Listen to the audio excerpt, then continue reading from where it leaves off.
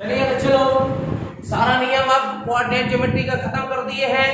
आज हम आपको बताएंगे एनसीईआरटी का मैथ का एक्सरसाइज 7.1 का पहला क्वेश्चन है बच्चों, बिंदुओं के निम्नलिखित युग्मों के बीच की दूरियां ज्ञात करने के लिए कर रहा है और इसके अंतर्गत में 3 क्वेश्चन दिया हुआ है जैसा कि आप ब्लैक बोर्ड पर देख रहे हैं।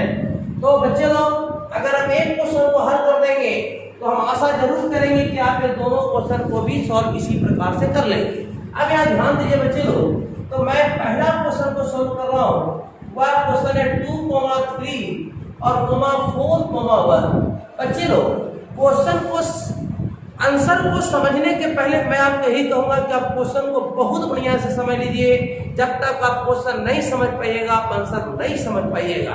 यहाँ पर क्या कर रहा है, युग्मों के, देखिए युग्म दे रहा है, तो ये और ये युग्म दे रहा है, जोड़ा दे रहा है, पेयर है। ये देखिए पेयर में है, भी पेयर में है और इन दोनों बिंदुओं के बीच की दूरी निकालने के लिए कह रहा है। जैसा कि देखिए मैं आपको बताता हूँ, क्वेश्चन यह है, एक बिंदु हम यहाँ पर दे देते हैं, ठीक है, और एक बिंदु हम और थोड़ा सा डिस्टेंस करके यहाँ दे देते हैं। अगर हम फिगर बना करके भी समझा सकते हैं, बिना फिगर के भी मैथ बनेगा। आप इसको ये मान लीजिए, इसको आप बी मान लीजिए। चलो एक का नियम दे रहा है 2,3, ठीक है, और इसका नियम दे रहा है 4,1, है ना। अब ये दोनों के बीच की दूरी निकालने के लिए कह रहा है। तो चलो ये दोनों की बीच की दूरी निकालने के लिए कह रहा है, कैसे निकालेंगे। पहला काम कर रहा है कि ये बराबर कितना दिया है बताइए। ए का नियामक कितना दिया हुआ है, 2,3 दिया हुआ है, ठीक है। इसको क्या करेंगे, x1 का वैल्यू मान लेंगे कितना 2 और y1 का वैल्यू मान लेंगे कितना 3 हो गया, बस यहाँ तक कोई दिक्कत। और उसके बाद हम देखिए b का वैल्यू कितना माना है, b का नियामक कितना है 4,1 दिया हुआ है। कॉमा देकर के थोड़ा सा स्पेस देंगे। अब x2 का वैल्यू कितना मानेंगे, उसको 4 मानेंगे। y2 का वैल्यू कितना मानेंगे 1, सिंपल सी बात है यार। x2 और y2, x1 y1, x3 भी बताया था व्यंजक जो सूत्र जो मैंने साबित किया, तो वहां पर भी x1 y1 माने थे, इसको x2 y2 माने थे। लेकिन यहाँ पर अंक दे दिया है, इसी x1 इसको y1 मानेंगे, इसको x2 इसको y2 मानेंगे। क्योंकि दोनों के बीच की दूरी निकालना है, इसलिए हम लिख देंगे AB बराबर। AB बराबर मैंने कल सूत्र को लिखाया भी और साबित भी किया था बच्चों, x2 माइनस x1 के whole square plus y2 minus y1 के होल स्क्वायर। अब यहाँ पर ठीक सामने बराबर का चिन्ह देंगे। बच्चों, x2 का वैल्यू कितना दिया हुआ है 4 और x1 का वैल्यू कितना दिया है 2, पूरा के इसको होल स्क्वायर कर देंगे और प्लस y2 है, तो y2 का वैल्यू कितना है 1 और y1 का वैल्यू कितना है 3। अब यहाँ पर ध्यान दें, पूरा के होल स्क्वायर कर देंगे, फिर अंडर रूट पूरा खींचेंगे, 4 में से 2 माइनस जाएगा तो 2 हो जाएगा, इसको होल स्क्वायर कर देंगे। क्योंकि 1 यहाँ प्लस में है, 3 माइनस में है, 2 तरह चिन्ह घटाएंगे, 3 में से बन जाएगा 2 और बड़ा 3 के सामने चिन्ह -2 के होल स्क्वायर। अब इसके बाद क्या करेंगे स्टूडेंट्स, देखिए 2 के पार्ट 2 जा 4 हो जाएगा और प्लस के प्लस माइनस के whole square, minus minus plus होता है और 2 जा 4, है ना। ऐसा नहीं दिमाग रखना चाहिए कि माइनस छोड़ दिए, नहीं, बल्कि माइनस के पावर कोई भी इवेंट नंबर हो, सम संख्या हो, तो उसका सॉल्यूशन प्लस में होता है। उसके बाद देखिए बच्चे लोग क्या करेंगे, 4 4 8 हो गया। अब 8 का तो डायरेक्ट का स्क्वायर रूट तो निकलेगा नहीं, इसको हम इस तरह से लिख सकते हैं। देखिए 8 को लिख सकते हैं 2 मल्टीप्लाई 2 इसको मल्टीप्लाई करेंगे तो 8 आ जाएगा। इसके बाद देखना है कि यहाँ पर जोड़ा लग गया तो एक बाहर निकल जाएगा, बाकी 2 के 2 ही आपका आंसर हो जाएगा। आप इसको दूरी लिख दिए थे, आप मीटर सेंटीमीटर तो है नहीं, तो यहाँ पर चूंकि अज्ञात है तो आप ज्यादा से ज्यादा आप यहाँ पर इकाई लिख सकते हैं, बस यही आंसर होगा। बच्चे लोग, ये मैट्रिक परीक्षा में 2 नंबर के पूछ सकता है। तो इसी प्रकार से देखिए, आपको हम उम्मीद करते हैं कि आप दूसरा भी बना लेंगे और तीसरा भी क्वेश्चन बना लेंगे। अब मैं बताता हूँ दूसरा क्वेश्चन, थोड़ा सा आइडिया देता हूँ। हो सकता है कि कुछ बच्चे लोग माइनस के चलते डिस्टर्ब हो जाएंगे, तो अब यहाँ पर इसको हम हटा रहे हैं, इसको आप स्क्रीनशॉट ले लीजिएगा। चलिए थैंक यू बच्चे लोग, यहाँ पर ध्यान दीजिए। अब इसी क्वेश्चन में समय को बचाने के लिए अगर यहाँ पर दूसरा क्वेश्चन लिख देता हूँ -5, 7 और फिर दिया -1, 3 दिया हुआ है, तो बस क्या करना है, ये की जगह पर आप लिख दीजिए -5 और 7 और यहाँ पर b की जगह पर हो जाएगा -1,3। चूंकि समय बचाएंगे तो यहाँ पर देखिए बच्चे लोग, इसको भी हम इसको साफ करते हैं, इसको हटा देते हैं। यहीं पर a का वैल्यू मान लेंगे -5 कितना दिया 7, तो आप इसको क्या करेंगे, x1 का वैल्यू कितना मान लेंगे बताइए, -5, y1 का वैल्यू कितना मान लेंगे बताओ आदित्य, कितना होगा y1 का मान 7 होगा, b का मान कितना मानेंगे -1,3 होगा, x2 का वैल्यू -1 और y2 का वैल्यू 2 होगा। ठीक है, अब चलो ध्यान दीजिए, फॉर्मूला तो ही रहेगा, अब यहाँ पे इसका सिर्फ मान दे देना, देखिए अब इसका सिर्फ मान दे देना, इसको हटाते हैं। देखिए अब x2 का वैल्यू कितना से देखिए -1 माइनस x1 का वैल्यू कितना -5, तो इसीलिए मैं बता रहा हूं कि यहाँ पर माइनस है, यहाँ पर माइनस है, तो बच्चे लोग थोड़ा सा कंफ्यूज हो जाते हैं। तो देखिए माइनस से पहले शब्द यहाँ पर है और x1 का मान कितना -5 है, तो -5 इस तरह से लिख करके पूरा को एक महंगी को करके इसको रख देंगे। अब फिर प्लस के प्लस आप देखेंगे y2 की स्थिति क्या होती है, तो 3 है, चलो कोई बात नहीं, y1 की स्थिति कितनी है, तो 7 है, चलो इसमें कोई टेंशन नहीं है। अब इसको सॉल्व करेंगे, -1 और माइनस मल्टीप्लाई करेंगे तो हो जाएगा +5 और फिर पूरा के ये होल स्क्वायर हो जाएगा और ये 7 से 3 जाएगा, -4 का होल स्क्वायर हो जाएगा। इसके बाद बच्चे लोग ध्यान दीजिए, क्योंकि 5 है प्लस में, 1 है माइनस में, दो तरह के घटाएंगे, 4 के आपका होल स्क्वायर हो जाएगा, क्योंकि बड़ा प्लस है तो प्लस लिखना तो जरूरी नहीं है, और माइनस के होल स्क्वायर, क्योंकि 2 जो इवन नंबर है तो माइनस का होल स्क्वायर माइनस प्लस हो जाएगा और 4 में 4 से गुणा करते हैं, 4 4 जा 16। अब इसको हल करेंगे, -4 का होल स्क्वायर, इसका वैल्यू भी 16 होगा, इसका 16 हो जाएगा और 16 जोड़ेंगे तो हो जाएगा आपका 32। आप इसको इस तरह से तोड़ने के लिए मैंने भी बताया, 2 मल्टीप्लाई 2 मल्टीप्लाई 2 मल्टीप्लाई 2 मल्टीप्लाई 2, 2 दूनी 4, दूनी 8, दूनी 16, दूनी 32। अब इसको जोड़ा लग गया तो ये लिख देंगे, फिर यहाँ पर जोड़ा लग गया तो ये लिख देंगे, बाकी इसका जोड़ा नहीं लगा तो जो के क्यों रहने देंगे, और 2 दूनी 4 √2, इसका आंसर हो जाएगा। चलिए कितना होगा इस एक्सरसाइज का जो क्वेश्चन नंबर 2 है इसको आप सेल बनाइएगा, ठीक है, नहीं बनेगा तो आप हमारे पास जो है ना कमेंट कीजिएगा। आज उसी एक्सरसाइज 7.1 का तीसरा क्वेश्चन बच्चे लोग आप समझिए क्या कर रहा है, जो परीक्षा के लिए बहुत इंपॉर्टेंट है। निम्नलिखित क्या कर रहा है, निर्धारित कीजिए कि क्या बिंदु 1,5, 2,3 और -2, -11 संरेखी है। आपके मन में डाउट उठता होगा संरेखी क्या है, संरेखी कहते हैं किसको, संरेखी का मतलब होता है अनंत बिंदुओं का वह समूह, अनंत बिंदुओं का वह समूह जिसे मिलाने पर एक रेखा बन जाए, उसको हम संरेख कहेंगे। अब यहाँ पर ध्यान दीजिए, जैसे मान लीजिए कि एक बिंदु यहाँ, एक बिंदु, एक बिंदु, बहुत सारे बिंदु है बच्चे, बहुत सारे बिंदु है, लेकिन सारे बिंदुओं को मिलाएंगे एक रेखा बन जाएगा, इसको हम लोग कहते हैं कि यह संरेख है। और असंरेख किसको कहेंगे, जब एक बिंदु यहाँ है, एक यहाँ है, यहाँ है, इन तीनों बिंदुओं को मिलाएंगे तो यह रेखा नहीं बनेगा। ये तीनों बिंदुओं को मिलाएंगे तो ये रेखा नहीं बनेगा, त्रिभुज बन जाएगा, चतुर्भुज बन जाएगा, कोई और आकृति बन जाएगा, तो हम कहेंगे कि यह तीनों बिंदुएं जो है वह संरेख नहीं असंरेख है। संरेख कहते हैं जो सभी बिंदुओं को मिलाने पर एक रेखा प्राप्त कर ले तो हम उसको कहेंगे कि वह संरेख है। बच्चे लोग क्या तीनों बिंदु संरेख है, तो इसको दो तरीका से व्यक्त बनाया जाता है।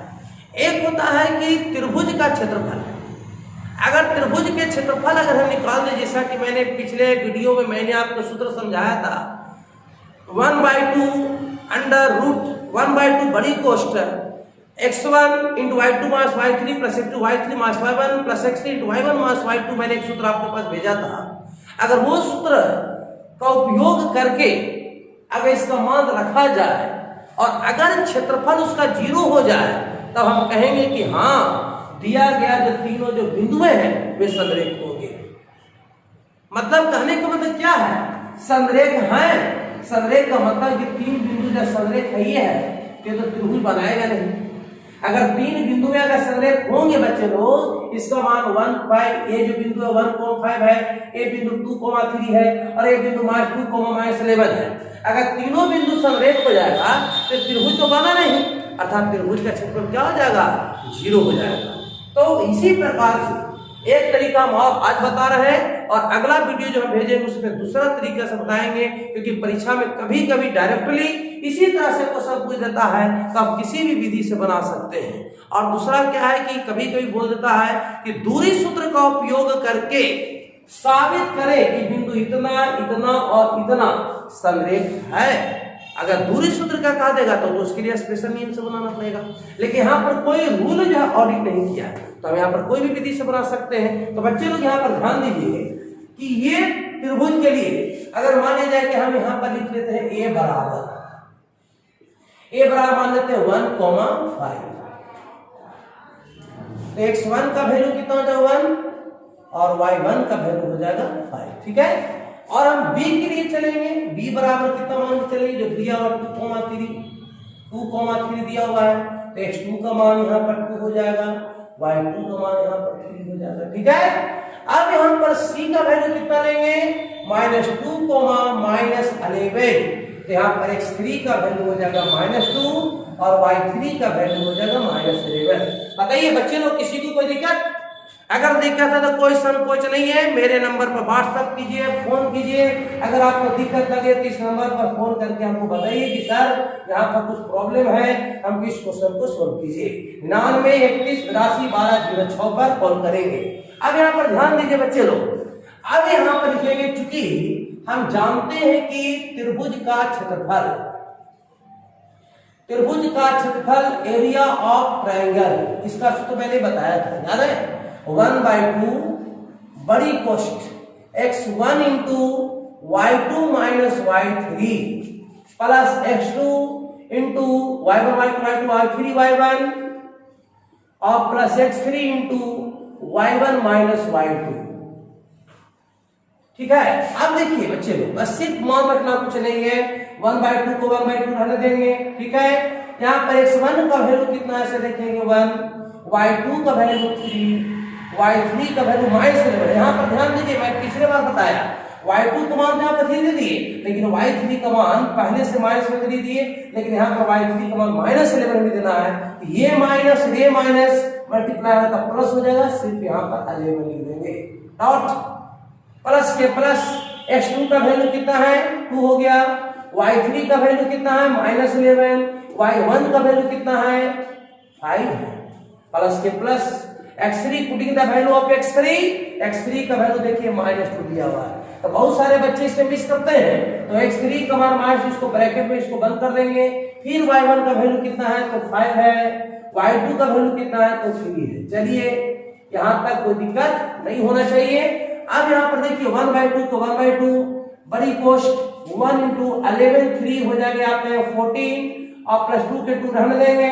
ये दोनों माइनस में एक तरह चिन्ह जोड़ देंगे, 11 5 कितना है 16 और बड़ा सामने माइनस, प्लस माइनस -2 और 5 में 3 जाए तो भी आपका 2 हो जाएगा। 1/2 को 1/2 बड़ी कोष्ठ 40 मल्टीप्लाई 1 14 प्लस माइनस दोनों को मल्टीप्लाई करेंगे तो प्लस माइनस 16 2 जा 32 हो जाएगा और -2 2 जा 4 हो जाएगा। अब देखिए बच्चे लोग 1/2 को 1/2 और उसका 14 तो 40 रहने देंगे क्योंकि प्लस में है, लेकिन 32 माइनस में है, 4 भी माइनस में है, तो पहले दोनों को जोड़ देंगे, 32 माइनस हो जाएगा कितना आपका 36 हो जाएगा, ठीक है। अब देखिए 1/2 को 1/2 इंटू मतलब गुना हो गया, बड़ी को हटाएंगे, हटे इसका मतलब गुना हो गया। अब बताइए 14 है प्लस में, आपने जबरा में जो बचपन में खूब पढ़ा होगा, 14 है प्लस में, 36 है माइनस में, दो तरह के चिन्ह घटाएंगे, 36 में से 14 घटा दें, 6 में 4 तो हो गया आपका 2 हो जाएगा, 3 में से यदि आपका होगा 2 बड़ा सामने आपका माइनस हो गया, काट दें 11 दूनी 22 हो जाएगा। अब बताइए कि इसका आंसर हो गया -11 वर्ग इकाई। आप बताइए ना, वर्ग इकाई माइनस में हो गया, तो अभी वर्ग इकाई लिखना उचित नहीं होगा क्योंकि एक लाख और बढ़ाना होगा, इसे माइनस में लिखिए। कभी भी क्षेत्रफल माइनस में नहीं होती है, याद रखना, कभी भी क्षेत्रफल माइनस में नहीं होता। तो ऐसी स्थिति में आप यहाँ पर लिख सकते हैं 11 वर्ग इकाई लिख सकते हैं। अब बताइए, जब त्रिभुज का क्षेत्रफल 11 वर्ग इकाई आ गया तो क्या त्रिभुज संरेख है? क्या तीनों बिंदु में संरेख है? नहीं, ये गलत है, तीनों बिंदु में संरेख नहीं है। अगर तीनों बिंदु में संरेख होती तो त्रिभुज का क्षेत्रफल 0 होना चाहिए था, लेकिन त्रिभुज का क्षेत्रफल 0 नहीं हुआ। इससे स्पष्ट है कि क्वेश्चन में दिया गया 1,5, 2,3 एंड -2, -11 संरेखी नहीं है। तो इतना आप लिख दीजिएगा, क्या दिया गया तीनों बिंदुएं संरेख नहीं है। बस इतना ही आपका आंसर हो जाए बच्चे लोग। अब इसको समझ में आया होगा, तो आप यहां पर ध्यान दीजिए, पिछले वीडियो में मैं यही क्वेश्चन लिखा था और यह बताया था कि मैट्रिक के एग्जाम में 2 तरीका से क्वेश्चन पूछता है बच्चे लोग। पहला पूछने का तरीका यह है कि जैसा लिखा हुआ है बस उतना ही लिख देगा। तो जैसे मैंने आपके पास सॉल्यूशन भेजा, आप उसी तरह से इसको हल कर दीजिएगा। लेकिन अगर इस क्वेश्चन में थोड़ा सा चेंज कर दिया कि दूरी सूत्र का उपयोग कर बताए कि बिंदु इतना, इतना और इतना संरेखी है, और इसके ठीक पहले जैसे नियम जैसा इसका सॉल्यूशन कर दीजिएगा तो आपका नंबर 0 मिलेगा। क्यों?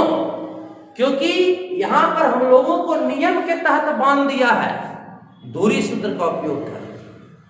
इसका उपयोग कर, दूरी सूत्र का उपयोग कर बनाना है। तो अब हम आपको बताएंगे दूरी सूत्र का उपयोग कर इसका हम कैसे सत्यापन करेंगे कि यह संरेख है कि नहीं है। बच्चे लोग आपको क्या करना है कि एक रेखा बांध देंगे, एक रेखा खींचेंगे, इस पर आप 3 बिंदु दे दीजिए, 1, 2 और 3 बिंदु हो गया।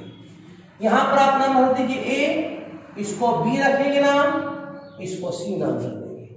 यहां पर जो ये है इसके लिए आपको 1,5 इंडिकेट करना होगा, B बिंदु के पास आपको 2,3 इंडिकेट करना होगा और C बिंदु के पास -2, -11 को इंडिकेट करना होगा। बस कोई दिक्कत?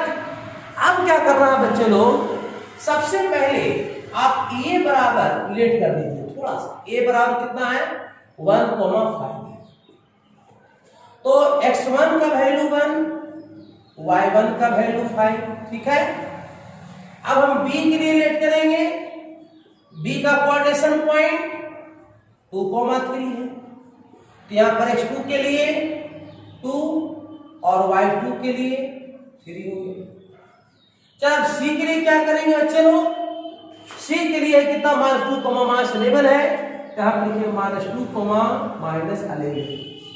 यहां पर x3 के लिए कितना मानेंगे, x3 का वैल्यू हो जाएगा -2 और y3 का वैल्यू हो जाएगा -11। ठीक है, यहां तक आपको कोई दिक्कत नहीं होगा। अब देखिए ना, हो सकता है एक बिंदु और बढ़ा देता तो फिर x4 y4 5 बिंदु दे देता, x5 y5, लेकिन ये सब दिएगा नहीं, ज्यादा मैक्सिमम आपको 3 बिंदु देगा। अब यहां पर ध्यान दीजिए।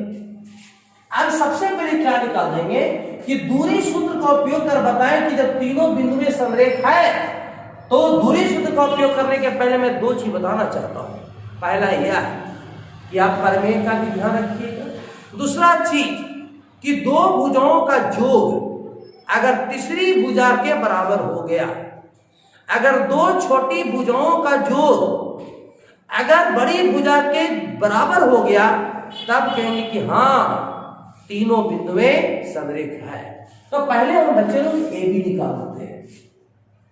पहले हम ए बी निकाल देंगे तो ए बी का सूत्र क्या होगा, 1/2 बड़ी कोष्ठ, ए हो गई बी हो गई, तो सूत्र कैसे याद कर लेंगे, या ये सूत्र नहीं, सॉरी ये तो त्रिभुज के क्षेत्रफल का सूत्र हो गया ना, दूरी का सूत्र लगाएंगे तो ए बी का हो जाएगा √x1 - x2 के whole square plus y1 - y2 के होल स्क्वायर। ध्यान दीजिए बढ़िया से, सूत्र याद करने की जरूरत नहीं है, बस यहां पर ध्यान दे दीजिए कि a हो गई b हो गई तो x1 - x2 का whole square plus y1 - y2 का होल स्क्वायर। आप चाहेंगे तो x2 - x1 का होल स्क्वायर लिख सकते हैं, y2 - y1 की भी होल स्क्वायर लिख सकते हैं। अब बताइए x1 का वैल्यू कितना है 1, x2 का वैल्यू 2, पूरा का होल स्क्वायर कर देंगे, y1 का वैल्यू कितना है 5, y2 का वैल्यू कितना है 3, पूरा क्रॉस कर देंगे। इसको हल कर देंगे बच्चे लोग, 2 में से 1 जाए तो -1, तो -1 का आंसर तो 1 ही ना होगा, प्लस के प्लस 5 में से 3 जाए 2 और 2 का आंसर 2 जाए 4, इसको हल करने कितना होगा 5 हो गया। बताइए आपको क्या दिक्कत है इसमें। उसके बाद आपको क्या निकालना है, इसके बाद आप निकाल दीजिएगा BC। क्या निकाल देंगे, ये दो छोटी भुजाओं की लंबाई निकाल देंगे BC, दो बिंदुओं के बीच की दूरी BC निकाल देंगे। तब BC के लिए क्या सूत्र हो जाएगा, दो बिंदुओं के बीच की दूरी, आपकी एक बिंदु B हो गया, एक बिंदु C हो गया, तो ये दो बिंदुओं के बीच की दूरी निकालना है, तब B हो गई और C हो गई, तो सूत्र कैसे निकाल देंगे, x2 मार सकते हैं, B के सामने x2 है और इसके सामने x3 है, तो x2 - x3 का होल स्क्वायर √x2 - x3 का होल स्क्वायर और प्लस y2 - y3 का होल स्क्वायर। ठीक है, अब यहां पर मान दे दीजिए, x2 का वैल्यू कितना देंगे 2, x3 का वैल्यू कितना हो जाएगा -2 है, तो मैंने भी बताया माइनस माइनस प्लस 2 का होल स्क्वायर हो जाएगा ये, और y2 का वैल्यू कितना है 3, y3 का वैल्यू कितना -11, तो -e और -e मिलके बन गया प्लस y3 का वैल्यू 11 के होल स्क्वायर, 2 2 4 के होल स्क्वायर और 11 3 14 के होल स्क्वायर। इसको हल करेंगे, 4 4 16 हो जाएगा, ये 14 14 गुना 196 हो जाएगा। अब इसको जोड़ देंगे, 6 6 12 और 9 1 10 1 11 2 हो जाएगा, बस इतना रख देंगे। अच्छा, तो इतना तो आप निकाल दीजिएगा। अब आपको हम निकालना होगा AC का मान निकालना होगा, किसका मान निकाल देंगे AC। दो छोटी भुजा, एगो AB छोटी भुजा था, एगो BC छोटी भुजा, दोनों का डिस्टेंस तो निकाल दिए।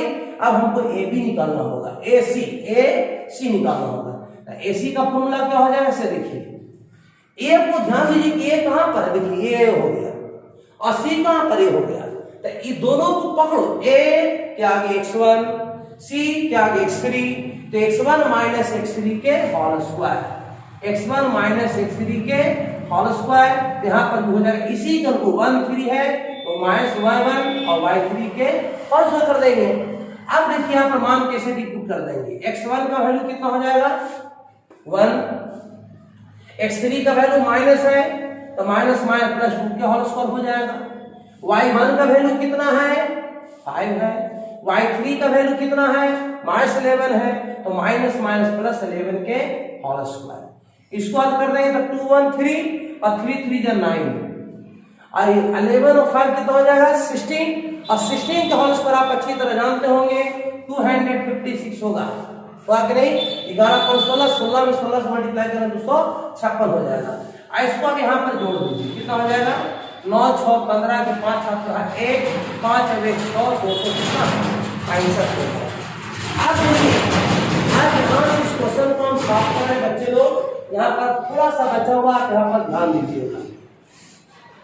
अब देखिए चूंकि यहाँ पर लिखेंगे चूंकि AB प्लस BC, तो छोटी भुजा हो गया AB प्लस BC, छोटी छोटी भुजा हो गया बराबर बड़ी भुजा हो गया AC। क्या दो छोटी भुजाओं का जोड़ बड़ी भुजा के बराबर है? अगर बराबर है तो समरेख है और अगर नहीं है तो नहीं है। आप बताइए AB का वैल्यू कितना निकल गया, बताइए AB का वैल्यू कितना निकल गया 5 निकल गया और प्लस BC का वैल्यू कितना निकल गया 212 निकल गया और AC का वैल्यू कितना आ गया 200 कितना है 65 है कि नहीं? आप बताइए आप क्या इसका सॉल्यूशन होगा, क्या ये बराबर है? कभी भी दोनों को जोड़ सकते हैं? नहीं, कभी भी दोनों को नहीं जोड़ सकते, क्योंकि आपने पढ़ा है कि जोड़ते हैं कब, जब मूल और आधार दोनों बराबर होता है। यहाँ पर मूल दोनों बराबर है लेकिन दोनों का आधार बराबर नहीं है, कभी भी दोनों को जोड़ नहीं सकते।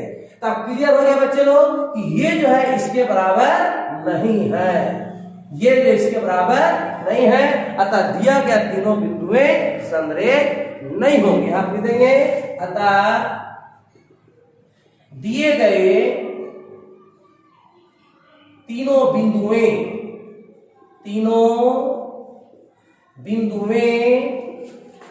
समरेख नहीं है। बस इतना लिख करके आपको आंसर लिख देना हो, ठीक है बच्चे, थैंक यू। इतना समझ लीजिएगा, बाकी कल पुनः वीडियो भेजेंगे बच्चे लोग। धन्यवाद, सब्सक्राइब जरूर कीजिएगा, थैंक यू।